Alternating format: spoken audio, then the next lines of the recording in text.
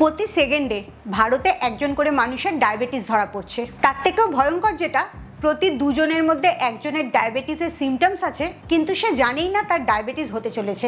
Diabetes হওয়ার প্রথম লক্ষণগুলো হচ্ছে তোমার পেটটা বড় হতে থাকবে, এনার্জি কমতে থাকবে, সারাদিন কিরম একটা ক্লান্তির মধ্যে থাকবে তুমি, এমনকি তোমার মুড সুইংও হতে পারে। অথচ এই সিমটমসগুলোই তোমারও হয়তো হয়, কিন্তু তুমি নোটিসই করো না।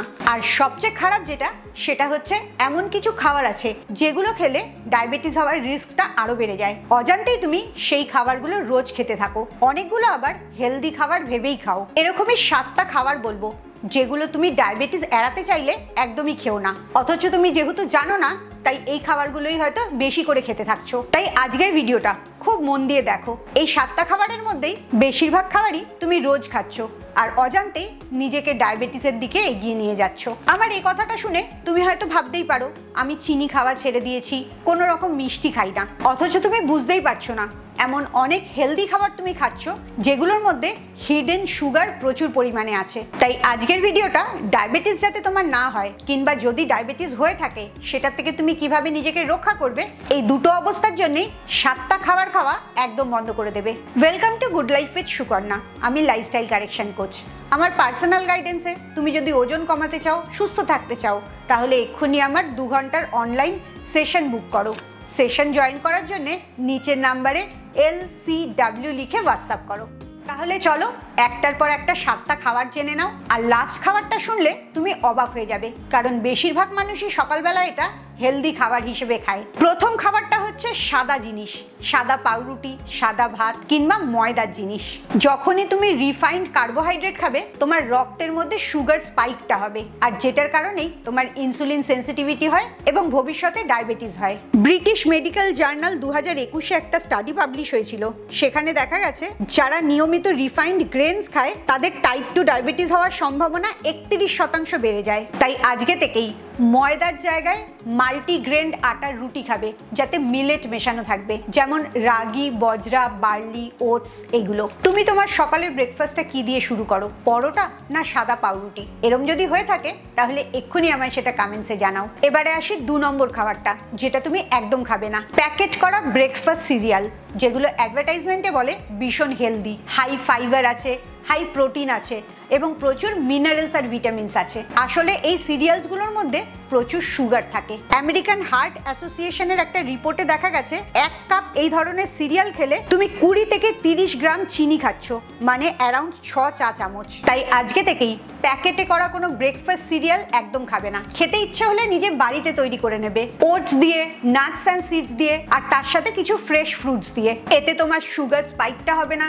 হিডেন সুগার শরীরের ভেতর ঢুকবে না, আর নর্মাল ন্যাচারাল ফাইবার, নিউট্রিশন সব পাবে। এই হেলদি ব্রেকফাস্ট সিরিয়ালটা শুনে যদি তোমার শখ লাগে, তাহলে পরের খাবারটা শুনে তো আরোই অবাক হবে। সেটা হচ্ছে চিনি দেওয়া চা বা কফি। অনেকেই তোমরা মনে করো সারাদিনে 1 কাপ চায়ের মধ্যে 1 চামচ চিনি খাচ্ছ, তাতে এমন কোনো অপকার হবে না। কিন্তু এটা হিসেব করে দেখছো কি, রোজ 1 চামচ চিনি খাচ্ছ মানে 30 দিনে 30 চামচ চিনি খাচ্ছ। আর 1 কাপের জায়গায় কেউ যদি 2 কাপ বা 3 কাপ চা খাও, তাহলে সেটা 60 চামচ বা 90 চামচ চিনি হয়ে যাচ্ছে। Harvard TH Chan school of public হেলথে একটা রিসার্চ হয়েছিল। সেখানে দেখা গেছে যে মানুষরা রোজ সুগারি ড্রিঙ্ক খায়, তাদের টাইপ 2 ডায়াবেটিসের রিস্ক 26% অবধি বেড়ে যায়। তুমি যদি রাতারাতি চিনি ছাড়ার অভ্যাসটা না করতে পারো, তাহলে অল্প অল্প করে কমাতে থাকো। এখন যা চিনি খাও তার থেকে 25% চিনিটা কম করো, এবং টার্গেট রাখো 2-3 মাসের মধ্যেই যেন চিনি খাওয়াটা পুরোপুরি বন্ধ করতে পারো। সবচেয়ে বেস্ট চা বা কফি খেতে পারো ব্ল্যাক কফি, ব্ল্যাক টি বা green tea,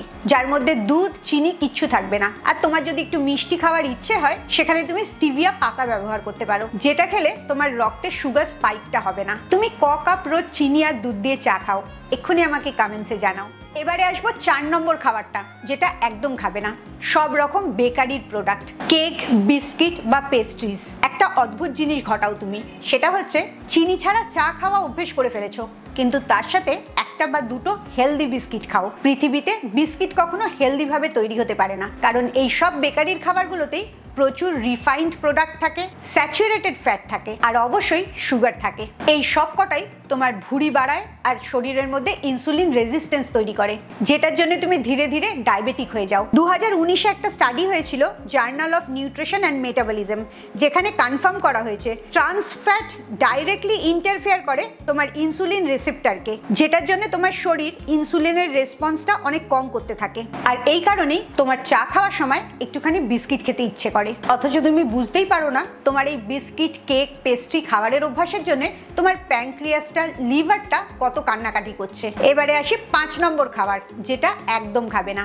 soft drinks, energy drinks এবং প্যাকেট জুস, এগুলো হচ্ছে পিওর লিকুইড সুগার। একটা 250 ml এর কোকের বোতলে 10 চামচ অব্দি চিনি থাকে। তোমার চিনিটার টেস্ট অত মিষ্টি লাগে না, কারণ ওটার মধ্যে ফিজটা তৈরি করা হয়। দ্য নার্সেস হেলথ স্টাডিতে দেখা গেছে যে মহিলারা সুগারি বেভারেজ খায় তাদের 2 ডবল ডায়াবেটিস হওয়ার রিস্ক বেড়ে যায়। আজকে থেকে এই ধরনের মিষ্টি পানীয় খাবার টোটালি বন্ধ করে দাও।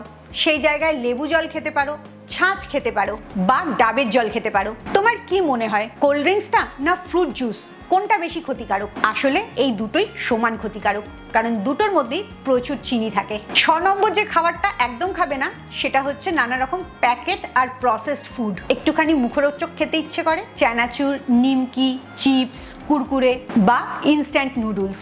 তুমি কি ইনস্ট্যান্ট নুডলস খেতে খুব ভালোবাসো?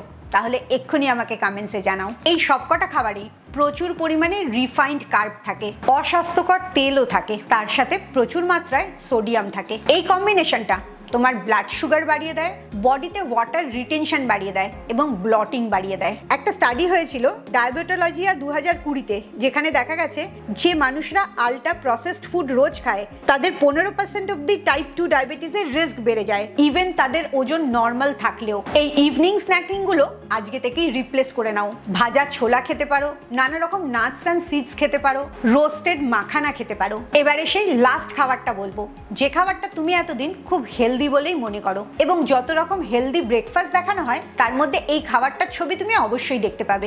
সেই 7 নম্বর খাবারটা হচ্ছে হেলদি স্মুদি বা ফ্রুট জুস।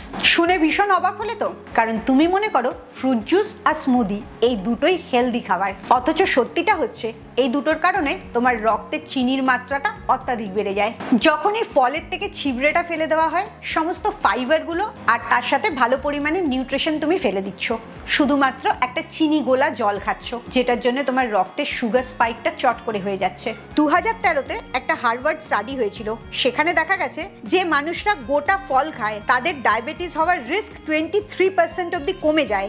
উল্টো দিকে যে মানুষরা ফলের রস খায় তাদের ডায়াবেটিস হওয়ার রিস্ক 21% বেড়ে যায়। ভাবতে পারছো, শুধু একটা ফল, সেটা তুমি গোটা খাচ্ছ তাহলে তোমার রিস্ক কমে যাচ্ছে, আর সেটাই তুমি জুস করে ছিবড়েটা ফেলে দিয়ে খাচ্ছ তাতে তোমার রিস্ক বেড়ে যাচ্ছে। তাই আজকে থেকে কোনোদিনই ফলের রস খাবে না, সব সময়তেই গোটা ফল খাবে। এই 7টা খাবার বললাম যে এইগুলো বাদ দেওয়ার থেকেও বেশি জরুরি হচ্ছে সেই জায়গায় তুমি কি খাবে। যেমন ইভিনিং স্ন্যাক্সে junk food, packet food, processed food না খেয়ে হেলদি স্ন্যাক্স খাবে, নাটস অ্যান্ড সিডস বা মাখানা এই টাইপের জিনিস, বা জল তেষ্টা পেলে মিষ্টি জল, কোল্ড ড্রিঙ্কস এগুলো না খেয়ে ডাবের জল খাবে, লেবুর জল খাবে। যে খাবারটা দিয়ে সুইচ করছো সেটাই তোমাকে ধীরে ধীরে সুস্থ করবে। তোমার যদি ডায়াবেটিস থাকেও তুমি তার থেকে বেরিয়ে আসতে পারবে।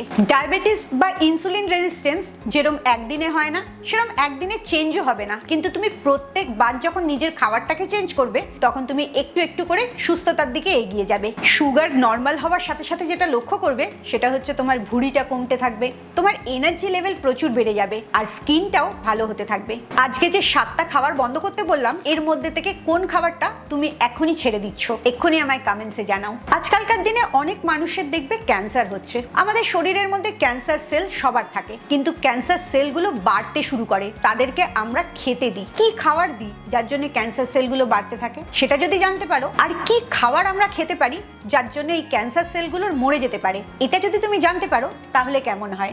যদি জানতে চাও তাহলে আমার নেক্সট ভিডিওটার জন্য অপেক্ষা করো। নেক্সট ভিডিওতে আমি বলবো ডক্টর গার্গের একটা ক্যান্সারের ডায়েট প্ল্যান, যেটা করলে তোমার ক্যান্সার সেলগুলো না খেয়ে মরে যাবে আর তুমি সুস্থ একটা জীবনযাপন করতে পারবে। তাই অবশ্যই good life with Sukanya follow করতে থাকো যাতে নেক্সট ভিডিওটা কোনোভাবেই মিস না হয়। খুব ভালো থাকো, মানসিক আর শারীরিকভাবে একদম সুস্থ থাকো। আবার পরের ভিডিওতে তোমাদের সাথে দেখা হবে।